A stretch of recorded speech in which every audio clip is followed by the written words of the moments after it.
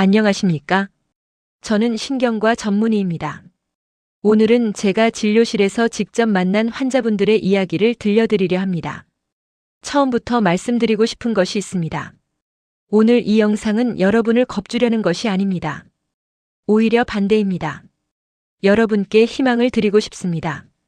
치매는 어느 날 갑자기 찾아오지 않습니다. 수년에 걸쳐 아주 천천히 조용히 진행됩니다. 그래서 더 무섭습니다.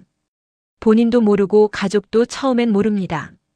어느 날 갑자기 우리 아버지가 이상하다고 느끼실 때는 이미 꽤 진행된 경우가 많습니다. 대한민국 65세 이상 어르신 10명 중 1명은 치매 환자입니다. 80세 이상으로 가면 3명 중 1명입니다. 숫자만 들으면 막막하게 느껴지실 수 있습니다. 하지만 저는 이 숫자를 다르게 봅니다. 10명 중 9명은 치매가 오지 않았다는 뜻이기도 하니까요. 80세가 넘어도 3명 중 2명은 정정하게 사십니다. 그분들의 공통점이 무엇일까요? 오늘 그 비밀을 말씀드리겠습니다. 제가 20년 넘게 진료를 하면서 느낀 것이 있습니다. 치매를 피해가신 분들은 특별한 유전자를 타고나신 게 아니었습니다. 비싼 보약을 드신 것도 아니었습니다. 단지 일상 속에서 작은 습관들을 꾸준히 실천하셨을 뿐이었습니다. 반대로 치매가 찾아온 분들도 처음부터 나쁜 생활을 하신 게 아니었습니다. 그냥 바쁘게 사시다 보니 어느새 대화가 줄고 운동이 줄고 잠이 줄었을 뿐이었습니다. 오늘 제가 소개해드릴 4분의 이야기가 여러분의 뇌 건강을 지키는데 작은 도움이 되길 진심으로 바랍니다. 끝까지 함께 해주십시오. 첫 번째, 대화가 뇌를 살린 이야기입니다. 제 환자 중에 72세 김순자 할머니가 계십니다. 처음 오셨을 때 깜빡깜빡하는 증상이 심해져 많이 불안해하셨습니다. 딸이 억지로 데리고 오셨다고 하셨습니다. 할머니 본인은 뭐 별거 있겠어. 나이 들면 다 그런 거지라고 하셨습니다. 많은 분들이 그렇게 생각하십니다. 진료를 하면서 저는 먼저 생활 습관을 여쭤봤습니다. 하루를 어떻게 보내시냐고요? 할머니의 하루는 이랬습니다. 아침에 일어나서 혼자 밥을 드십니다. TV를 켜십니다. 점심도 혼자 드십니다. TV는 계속 켜져 있습니다. 저녁도 혼자 드십니다. 그리고 주무십니다. 하루 종일 말을 거의 안 하시는 날이 대부분이었습니다. 이런 생활이 얼마나 됐냐고 여쭤봤더니 남편분이 돌아가신 후로 3년이 됐다고 하셨습니다. 자식들은 바쁘고 친구들도 하나둘 연락이 끊기고 어느새 혼자가 되셨습니다. 저는 이렇게 말씀드렸습니다. 할머니, 언어는 뇌를 유지하는 가장 강력한 연료입니다. 우리가 말을 할 때 뇌에서는 굉장히 복잡한 일이 일어납니다. 생각을 정리하고 단어를 선택하고 문장을 만들고 발음을 하는 과정에서 뇌의 여러 영역이 동시에 활성화됩니다.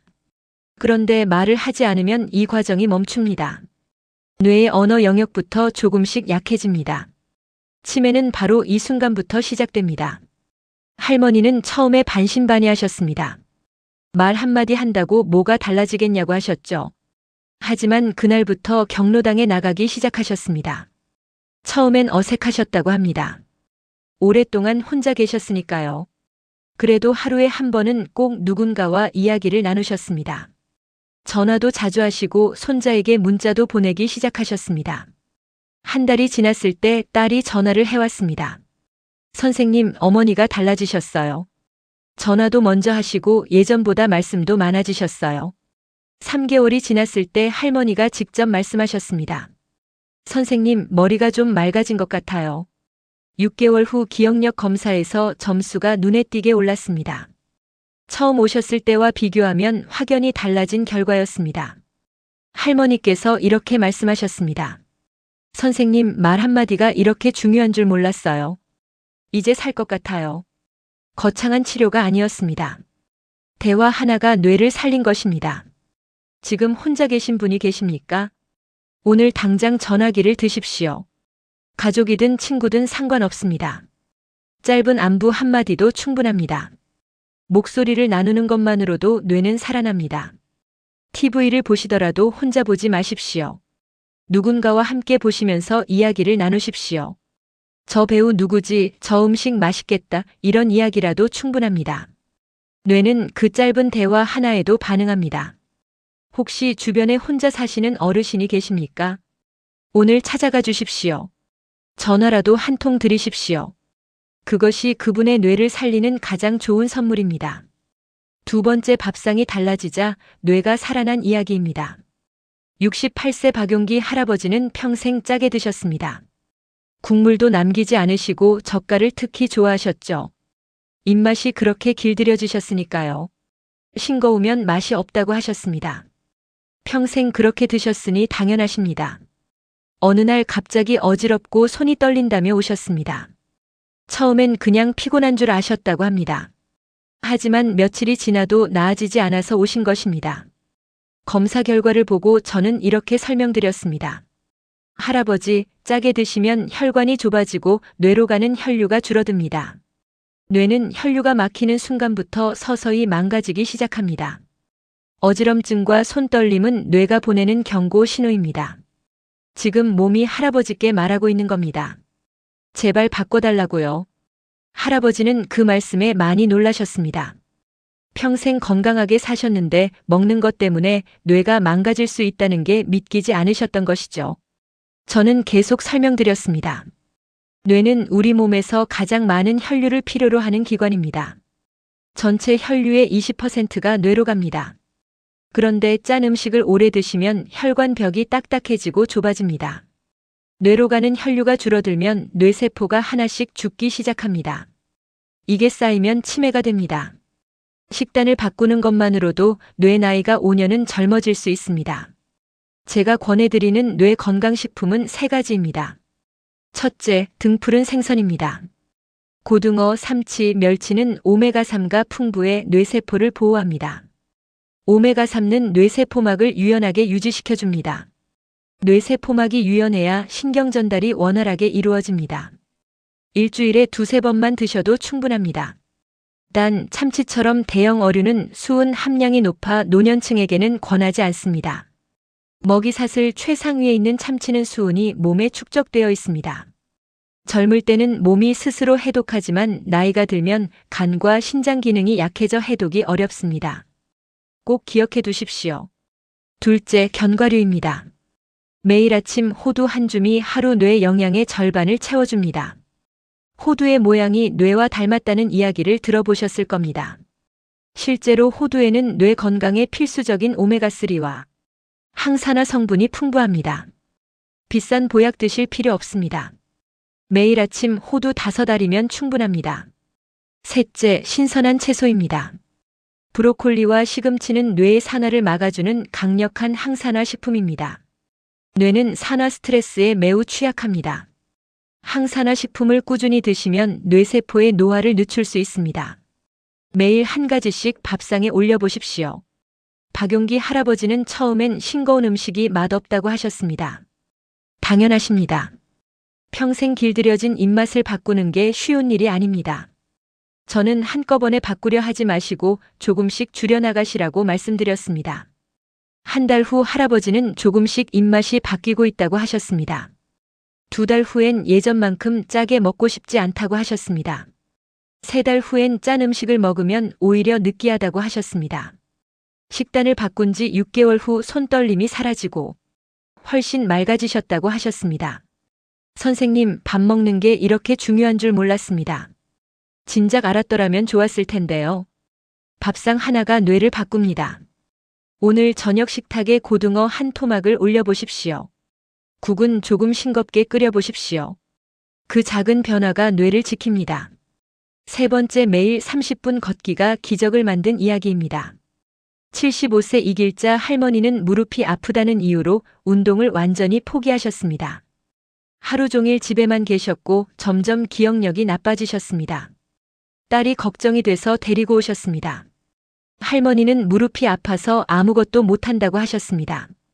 저는 이렇게 말씀드렸습니다. 할머니, 걷기만 해도 뇌로 가는 혈류가 늘어나고 새로운 신경세포가 만들어집니다. 실제로 하루 30분 걷기만으로 뇌의 해마 크기가 커진다는 연구 결과가 있습니다. 해마는 기억을 담당하는 뇌의 핵심 부위입니다. 해마가 커진다는 것은 기억력이 좋아진다는 뜻입니다. 할머니는 처음엔 반신반의하셨습니다. 무릎이 아픈데 어떻게 걷냐고 하셨죠. 저는 이렇게 말씀드렸습니다. 천천히, 아주 천천히 걸어도 됩니다. 빠르게 걸을 필요가 없습니다. 숨이 차지 않을 정도로 편하게 걸으시면 됩니다. 처음엔 10분만 걸으셔도 됩니다. 할머니는 다음 날부터 아파트 단지를 천천히 걷기 시작하셨습니다. 처음엔 10분이 전부였습니다. 2주 후엔 20분, 한 달 후엔 30분을 걸으셨습니다. 운동과 함께 제가 꼭 당부드리는 생활 습관이 있습니다. 아침에 눈을 뜨셨다면 바로 일어나지 마십시오. 많은 분들이 이것을 모르십니다. 밤새 쉬던 혈관은 아침에 가장 예민한 상태입니다. 수면 중에는 혈압이 낮아지고 혈관이 이완됩니다. 그런데 갑자기 벌떡 일어나면 혈압이 순식간에 치솟습니다. 혈관이 그 변화를 감당하지 못하는 것입니다. 통계를 보면 뇌졸중과 심근경색은 아침 6시에서 10시 사이에 가장 많이 발생합니다. 바로 이 이유 때문입니다. 1분간 누운 채로 기지개를 켜고 손발을 가볍게 움직인 뒤 천천히 일어나십시오. 단 1분이 혈관을 지킵니다. 단 1분이 여러분의 생명을 지킬 수 있습니다. 또한 손가락 운동도 꼭 권해드립니다. 엄지부터 차례로 3번씩 접었다 펴보십시오. 손은 뇌와 직접 연결된 기관입니다. 뇌의 운동 영역 중 손을 담당하는 부분이 가장 넓습니다. 손가락을 움직이는 것만으로도 뇌 전체가 자극됩니다. 단 30초만 투자하셔도 뇌 혈류가 달라집니다. 오른손잡이라면 오늘부터 왼손으로 양치질을 해보십시오. 어색하고 불편하실 겁니다. 하지만 그 어색함이 바로 평소에 쓰지 않던 뇌 영역이 깨어나는 신호입니다. 새로운 신경회로가 만들어지는 것입니다. 이길자 할머니는 3개월 후 이렇게 말씀하셨습니다. 선생님, 걷고 나면 머리가 맑아지는 게 느껴져요. 딸아이 얼굴도 더 잘 기억이 나요. 손자 이름도 이제 안 까먹어요. 딸도 전화를 해왔습니다. 선생님, 어머니가 달라지셨어요. 예전보다 훨씬 또렷하세요. 걷는 것만으로 이런 변화가 생깁니다. 오늘 당장 신발을 신고 밖으로 나가십시오. 10분이면 충분합니다. 4번째, 잠이 뇌를 청소한 이야기입니다. 71세 최순기 할아버지는 밤마다 뒤척이셨습니다. 낮에는 멍하고 자꾸 깜빡깜빡 하신다고 하셨죠. 밤에 잠을 못 자니 낮에 피곤하고 낮에 졸다 보니 밤에 또 잠이 안 오는 악순환이 반복되셨습니다. 많은 분들이 이걸 단순한 노화로 넘기십니다. 나이 들면 잠이 없어지는 거지라고 하시면서요. 하지만 저는 다르게 봅니다. 뇌는 잠자는 동안 스스로 청소를 합니다. 깊이 자야만 치매를 유발하는 노폐물이 뇌 밖으로 빠져나갑니다. 이것을 의학적으로 글림프 시스템이라고 합니다. 잠을 자는 동안 뇌척 수액이 뇌 사이를 흐르면서 노폐물을 씻어냅니다. 잠이 부족하면 이 노폐물이 쌓입니다. 특히 아밀로이드 베타라는 물질이 쌓이는데 이게 바로 치매의 주범입니다. 알츠하이머 치매 환자의 뇌에서 가장 많이 발견되는 물질입니다. 단순히 피곤한 게 아닙니다. 잠을 못 자는 것은 매일 밤 뇌에 독소를 쌓는 것과 같습니다. 제가 권해드리는 숙면 습관은 3가지입니다. 첫째, 잠들기 1시간 전에는 스마트폰을 내려놓으십시오. 스마트폰 화면에서 나오는 블루라이트는 뇌를 각성시킵니다. 우리 뇌는 빛이 사라져야 수면 호르몬인 멜라토닌을 분비하기 시작합니다. 그런데 밝은 화면을 보고 있으면 뇌가 아직 낮이라고 착각합니다. 멜라토닌이 나오지 않으니 잠이 안 오는 것입니다. 잠자리에서 스마트폰을 보는 습관, 오늘 당장 끊으십시오. 둘째, 매일 같은 시간에 자고 일어나십시오. 우리 몸에는 생체 시계가 있습니다. 이 시계가 규칙적으로 작동해야 뇌의 청소 시간이 제대로 확보됩니다. 주말이라도 예외 없이 지켜주십시오. 주말에 늦잠을 자면 월요일에 더 피곤한 것도 이 때문입니다. 셋째, 자기 전 따뜻한 물 한 잔을 드십시오. 따뜻한 물을 마시면 체온이 잠깐 올라갔다가 서서히 내려갑니다. 체온이 내려가는 과정에서 자연스럽게 졸음이 옵니다. 이것은 우리 몸의 자연스러운 반응입니다. 수면제 드실 필요 없습니다. 따뜻한 물 한 잔이면 충분합니다. 최순기 할아버지는 처음엔 이 3가지를 지키는 게 쉽지 않으셨다고 합니다. 특히 스마트폰을 내려놓는 것이 가장 어려우셨다고 하셨습니다. 하지만 한 달 후 조금씩 달라지기 시작하셨습니다. 2달 후엔 훨씬 개운하다고 하셨습니다. 깜빡이는 증상도 눈에 띄게 줄었습니다. 선생님, 이렇게 간단한 걸 왜 진작 몰랐을까요? 잠이 이렇게 중요한 줄 몰랐습니다. 잠은 사치가 아닙니다. 뇌가 살아남기 위한 가장 기본적인 조건입니다. 오늘 밤 스마트폰을 1시간 일찍 내려놓으십시오. 그것이 오늘 밤 뇌에게 줄 수 있는 가장 좋은 선물입니다. 오늘 소개해드린 4분의 공통점이 무엇인지 아십니까? 거창한 치료를 받은 게 아닙니다. 비싼 약을 먹은 것도 아닙니다. 특별한 유전자를 타고나신 것도 아닙니다. 단 하나씩 작은 습관을 바꾼 것입니다. 대화를 시작했습니다. 밥상을 바꿨습니다. 천천히 걷기 시작했습니다. 일찍 잠자리에 들었습니다. 이 4가지 습관은 사실 우리 모두 알고 있는 것들입니다. 새로운 것이 없습니다.